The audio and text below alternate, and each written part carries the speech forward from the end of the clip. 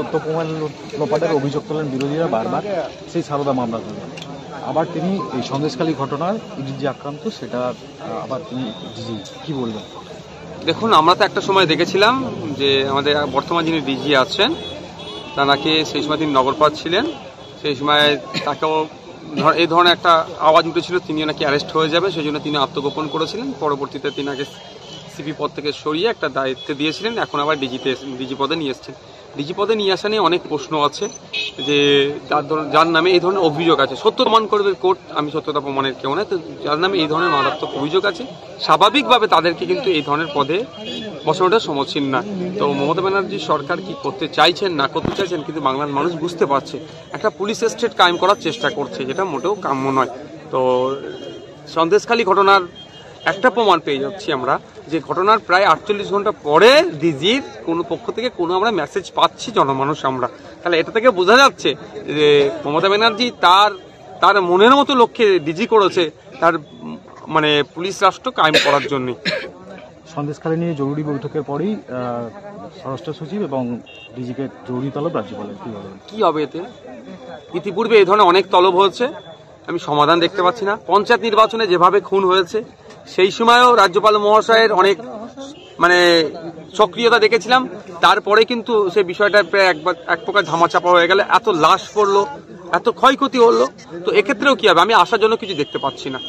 শুধু শাহজাহান নয়, যারা যুক্ত ছিল ওপর হামলাকারী কেউ এখনো গ্রেপ্তার হয়নি এখনো পর্যন্ত। ব্যাপারটা হচ্ছে দেখুন, যারা হামলা করেছে তারা তো পূর্ব পরিকল্পিত একটা হামলা, একটা অর্গানাইজ ওয়েতে করেছে। যারা হামলা করেছে তারা ভোটের সময় ভোট লুট করেন, তারাই ভোটের সময় গণতন্ত্রকে বিপন্ন করে। সুতরাং তারা যদি অ্যারেস্ট হয়ে যায়, সামনে লোকসভা নির্বাচন আসছে, গ্যারেজ হয়ে গেলে তাহলে সন্দেশখালী, হিঙ্গলগঞ্জ তথা দক্ষিণ 24 পরগনা এবং ইভেন ডায়মন্ড হারবার পর্যন্ত গিয়ে যারা ভোট লুট করে সেটা হয়তো হবে না, তারপরে এরা পরাজিত হবে। সেই জন্য এরা ওগুলো হচ্ছে অ্যাসেট, ওদের স্ট্রাইগার। তো স্ট্রাইগার গিয়ে যদি এরা জেলের মধ্যে রেখে দেয় তাহলে ক্যারাম বোর্ড খেলবে কে এদের হয়ে? সুতরাং এরা ওই জন্য অ্যারেস্ট করছে না। তবে এই ক্ষেত্রে কেন্দ্রীয় সরকারের এজেন্সির উপরে আক্রমণ হচ্ছে, কেন্দ্রীয় স্বরাষ্ট্র দপ্তর কি করছে সেটাই দেখার বিষয়। এদেরকে সুযোগ করে দেবে না, যারা অন্যায় করেছে, যারা আক্রমণ করেছে আমাদের অফিসিয়ালদের উপরে দেশের, তাদের বিরুদ্ধে কঠোর ব্যবস্থা নেবে, তাদেরকে কেন্দ্রীয়ভাবে তাদের ব্যবস্থা নেবে তাদের বিরুদ্ধে, সেটা দেখার বিষয়। এখন এই সন্দেশখালী ঘটনায় এনআইএকে ইনভলভ করছে, এখানে রাজ্য কেন্দ্র বা বিজেপি কোনো রকম ভাবে কি এটা ইস্যু করতে চাইছে যে নাগরিকত্ব যে ইস্যু? দেখুন, নাগরিকত্ব ইস্যু নিয়ে অনেকভাবে করেছে, অনেক কিছু করেছে, সিএর ভয় দেখিয়েছে, আলটিমেট দিনের শেষে ওরাই ফেলিওর হয়েছে। তো এনআইএ আসুক বা আর কেউ আসুক সেটা বড় কথা নয়। আমরা চাই যারা দুর্নীতি করছে, যারা অন্যায় করেছেন, যারা বিভিন্ন তোলাবাজির সাথে যুক্ত আছেন, প্রত্যেককে চিহ্নিত করা দরকার। তবে একটা কথা, শুধু শাহজাহান শেখ নয়, শুধু অনুব্রত মণ্ডল নয়, এরা হচ্ছে তাকে একটা প্রোডাক্ট যেখানে ম্যানুফ্যাকচার হচ্ছে, যেখানে ম্যানুফ্যাকচারার যারা, তাদেরকে যদি গ্যারেজ করা যায় তাহলে এই অন্যায় অনাচারের হাত থেকে বাংলার মানুষ মুক্তি পাবে। অন্যথায় কালকে এরা আবার এই ধরনের শাহজাহান তৈরি করে নেবে, কালকে এরা শশাঙ্ক আগামী দিনে তৈরি করে নেবে, আগামীতে এরা আবার অনুব্রতকে তৈরি করে নেবে।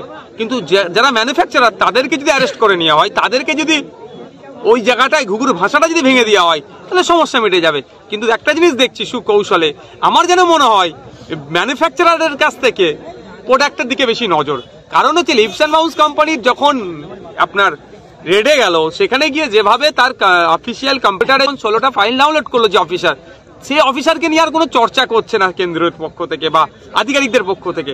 কেন চর্চা করছে না আমার তো একটু সন্দেহ হচ্ছে। তাহলে কি তাদেরকে বলে পাঠানো হয়েছে যে 16টা ফাইল ডাউনলোড করিয়ে দিলে বা কোনো ফাইল ডাউনলোড করলে তাহলে তদন্তের গতিপথ অন্যদিকে চলে যাবে? ফলে যে এই ধরবে কারো কাছে চলে আসছে, লিপস অ্যান্ড বাউন্স কোম্পানির সাথে যারা যুক্ত তারা সকলে অ্যারেস্ট হয়ে যাবে।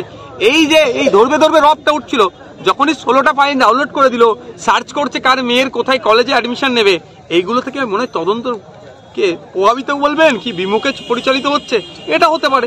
কিন্তু যে এটা করলো তার বিরুদ্ধে কোনো